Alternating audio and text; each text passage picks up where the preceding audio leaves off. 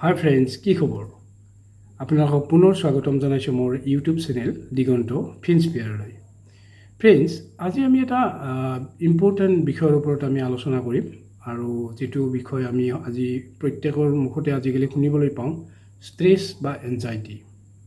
Friends, বৰ্তমান সময়ত WHO এটা ৰিপৰ্ট মতে অল অভাৰ ৱৰ্ল্ডত প্ৰায় 4.4% জনসাধাৰণ অৰ্থাৎ মানুহে এই ষ্ট্ৰেছ বা এনজাইটি ডিছঅৰ্ডাৰত ভুগি আছে।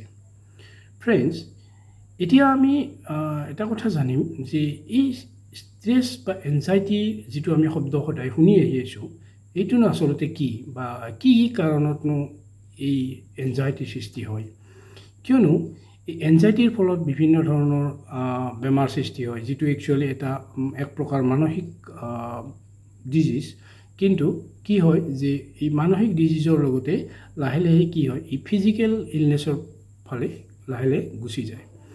গতিকে ফ্ৰেণ্ডছ, যেতিয়া আপুনি এনজাইটি ফিল কৰে, তেতিয়া আপুনি একো কৰিব নোৱাৰা হয়, আপোনাৰ মনটো ভাল নালাগে, বা আপুনি কিবা এটা কাম কৰিম বুলি আপোনাৰ যিটো এই স্পিৰিটটো আপোনালোকৰ কমি থাকে। আৰু আপোনাৰ সকলোবোৰ আছে, আপোনাৰ যি থাকিব লাগে চব আছে, কিন্তু আপোনাৰ মনটো কিবা এটা যেন ভাল নালাগে। গতিকে ফ্ৰেণ্ডছ, আমিনো এই যি এক ভয়াৱহ এটা প্ৰব্লেম বৰ্তমান সময়ত যিটো এটা সমস্যাৰ সৃষ্টি হৈ আছে, এই সমস্যাটোৰ পৰানো নিজক আমি কিদৰে একচুৱেলি বাচি ৰাখিব পাৰোঁ, বা আমি কেনেদৰে এই প্ৰব্লেমক এভইড কৰিব পাৰোঁ, ইয়াৰ পৰা নিজক কেনেকৈ ছেভ কৰি ৰাখিব পাৰোঁ, এই বিষয়ে আজি আমি এই ভিডিঅ'টোত আমি আলোচনা কৰিম। আৰু লগতে আমি এটা বস্তুৰ ওপৰত আমি ইয়াতে বিশেষ গুৰুত্ব আৰোপ কৰিম যে আচলতে এনজাইটিৰ বিভিন্ন কাৰণ থাকে, কিন্তু এই যি বিভিন্ন ধৰণৰ কাৰণ থাকে, তাৰ মাজত কিছুমান সাধাৰণ কাৰণ আছে, যিবোৰ নৰ্মেল মানে কাৰণ বা কজ আছে। এইবোৰৰ বিষয়ে এইখিনি সময়ত যদি আমি সেই পইণ্টসমূহৰ ওপৰত যদি আমি ইম্পৰ্টেঞ্চ দিওঁ, বা সেই পইণ্টখিনি যদি আমি ভালদৰে মেইনটেইন কৰি চলিব পাৰোঁ, তেতিয়া আমি নিশ্চয় এই যিটো এটা সমস্যা, এই সমস্যাৰ পৰা নিজকে আঁতৰাই ৰাখিব পাৰিম। ফ্ৰেণ্ডছ, আমি প্ৰথমতে আমি এই এনজাইটিৰ বিভিন্ন কাৰণৰ ভিতৰত আমি আলোচনা কৰিব পাৰোঁ যে এক্সেচিভ ষ্ট্ৰেছ বা আপোনাৰ অভাৰ থিংকিং।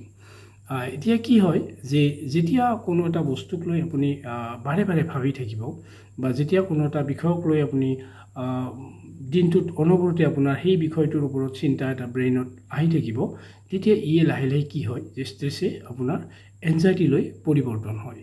গতিকে ফ্ৰেণ্ডছ, আমি এই যিটো আমাৰ চিন্তা বাৰে বাৰে আমাৰ ব্ৰেইনত এটা বস্তু ৰিলে হৈ থাকে, ইয়াৰ পৰা আমি নিজকে কি কৰিব লাগিব, ইয়াৰ পৰা আমি নিজকে আঁতৰাই ৰাখিব লাগিব। আৰু তেতিয়া আমাৰ মাজত যিটো অসুবিধাৰ সৃষ্টি হয়, বা যিটো মানে অভাৰ থিংকিং বা এটা এক্সেচিভ ষ্ট্ৰেছ হয়, ইয়াৰ পৰা আমি নিজক বিৰত কৰি ৰাখিব পাৰোঁ। এনেদৰে হৈছে আপোনাৰ লেক অফ শ্লিপ, অৰ্থাৎ আমি নিয়মিত 7 পৰা 8 ঘণ্টা বা 9 ঘণ্টা আমি শুব লাগে। কিন্তু কি হয়, যেতিয়া আমাৰ কৰ্মব্যস্ততাৰ কাৰণে বা বিভিন্ন কাৰণত কি হয়, আমি শুব নোৱাৰোঁ, বা যিখিনি আমি ছাফিচিয়েণ্ট শ্লিপ ল'ব লাগে, আমি তেনেকুৱা শ্লিপ ল'ব নোৱাৰোঁ। বা যদি ৰাতি দোভাগলৈ যেতিয়া আমি অৰ্থাৎ মিড নাইটলৈকে যেতিয়া আমি এক্সেচিভভাৱে আমি মোবাইল ইউজ কৰি থাকোঁ, তেতিয়া কি হয় যে আমাৰ ৰাতি টোপনি ভালদৰে নাহে, আৰু ইও কিন্তু এটা এনজাইটিৰ মূল কাৰক হিচাপে চিহ্নিত হৈছে। এনেদৰে হৈছে আপোনাৰ লাইফ চেঞ্জৰ ইম'চনেল প্ৰব্লেম, অৰ্থাৎ হঠাৎ যদি কেতিয়াবা আমাৰ লাইফৰ পৰিৱৰ্তন, বা আমি বিভিন্ন ধৰণৰ হঠাৎ আমাৰ কিবা পৰিৱৰ্তন যদি আহে, জীৱনৰ যদি কিবা এটা পৰিৱৰ্তন আহে, বা কেতিয়াবা আমি বিভিন্ন ধৰণৰ ইম'চনেল প্ৰব্লেমৰ সন্মুখীন হওঁ, তেতিয়া বা ইম'চনেল যেতিয়া চেঞ্জ আহে কিছুমান, তেতিয়া কি হয় যে তেতিয়াও আমাৰ এনজাইটি সৃষ্টি হ'ব পাৰে। তাৰোপৰি এটা ইম্পৰ্টেণ্ট পইণ্ট হৈছে যে caffeine, excessive uses of caffeine, অৰ্থাৎ আমি যেতিয়া চাহ, কফি বা এনাৰ্জি ড্ৰিংক যেতিয়া এইবোৰ আমি বেছিকৈ ইউজ কৰোঁ, তেতিয়া কি হয়, বা যেতিয়া ইউজ কৰোঁ স্পেচিয়েলি আমি লেট ইভিনিং, অৰ্থাৎ বা ৰাতি যদি আমি বেছিকৈ ইউজ কৰোঁ, তেতিয়াহ'লে আমাৰ টোপনিত ব্যাঘাত জন্মায়। আৰু যেতিয়া আমাৰ টোপনিত ব্যাঘাত জন্মাব, টোপনি যেতিয়া ভালদৰে নাহিব, তেতিয়া আমাৰ ষ্ট্ৰেছ বা এনজাইটিৰ সৃষ্টি হয়। আৰু ইয়াৰে ভিতৰত আটাইতকৈ এটা গুৰুত্বপূৰ্ণ বিষয় হৈছে যে লেক অফ ফিজিকেল এক্টিভিটিছ। অৰ্থাৎ কি হৈছে যে আজি বৰ্তমান সময়ত আমি ল'ৰা ছোৱালীবিলাকে বা আমিও মোবাইলটোৰ ওপৰত বেছি গুৰুত্ব আৰোপ কৰোঁ। কেৱল আমি মোবাইলটো চাই থাকোঁ, ৰিল চাই থাকোঁ, বিভিন্ন ধৰণৰ ভিডিঅ' চাই থাকোঁ। কিন্তু কি হয়, ই আমাক কি কৰিছে যে ই আমাক ফিজিকেলি আমাক ইনএক্টিভ কৰিছে। কিয়নো আমি তাৰ ফলত আমাৰ শাৰীৰিক যি শ্ৰম হ'ব লাগে বা আমাৰ আজিকালি বিভিন্ন কৰ্মব্যস্ততাৰ কাৰণে আমাৰ ডে টু ডে লাইফত আমাৰ কি হৈছে যে ফিজিকেল এক্টিভিটিছবোৰ কমি আহিছে। আৰু ফিজিকেল এক্টিভিটিছ কমি অহাৰ কাৰণে কি হৈছে যে আমাৰ বিভিন্ন ধৰণৰ সমস্যাৰ সৃষ্টি হৈছে। যেনে আমি নিয়মিতভাৱে এক্সাৰচাইজ কৰিব লাগে। এক্সাৰচাইজ আমি কি হয় যে বিভিন্ন কাৰণত আমি এক্সাৰচাইজটোৰ প্ৰতি যথেষ্ট অৱহেলা কৰা আমি দেখা যায়। আৰু যেতিয়া আমি এক্সাৰচাইজ কৰোঁ তেতিয়া আমাৰ ফিল গুড হৰমন আমাৰ বডিৰ পৰা ছিক্ৰেশ্যন হয় আৰু ই আমাক দিনটোৰ কাৰণে এটা সতেজ কৰি ৰাখে। আৰু যেতিয়া আমি এক্সাৰচাইজৰ পৰা বিৰত থাকিম তেতিয়া আমাৰ এনেকুৱা ধৰণৰ সমস্যাবোৰে সৃষ্টি কৰে। গতিকে আমি ফ্ৰেণ্ডছ, যেতিয়া আমি এই সকলোবোৰ বিষয়ৰ ওপৰত আমি এটা গুৰুত্ব আৰোপ কৰিম তেতিয়া নিশ্চয় আমি আমাৰ যি বৰ্তমান সময়ত যি এক ভয়াৱহ প্ৰব্লেম হিচাপে এনজাইটি বা ষ্ট্ৰেছৰ বিষয়ে আমি শুনিবলৈ পাওঁ বা বহুতে ভুগি থাকে, ইয়াক আমি কি কৰিব পাৰোঁ, ইয়াৰ পৰা আমি নিজক ছেভ কৰি চলিব পাৰোঁ।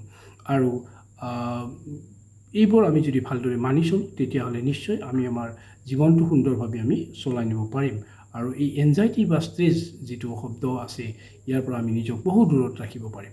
গতিকে ফ্ৰেণ্ডছ, আশা কৰোঁ আপোনালোকে মোৰ এই ভিডিঅ'টো চাই ভাল পালে। আৰু যদি চাই আপুনি ভাল পাইছে লাইক কৰিব, শ্বেয়াৰ কৰিব আৰু মোৰ channel Facebook YouTube channel Diganta ফিনস্পিয়াৰটো ছাবস্ক্ৰাইব কৰিব। Thank U.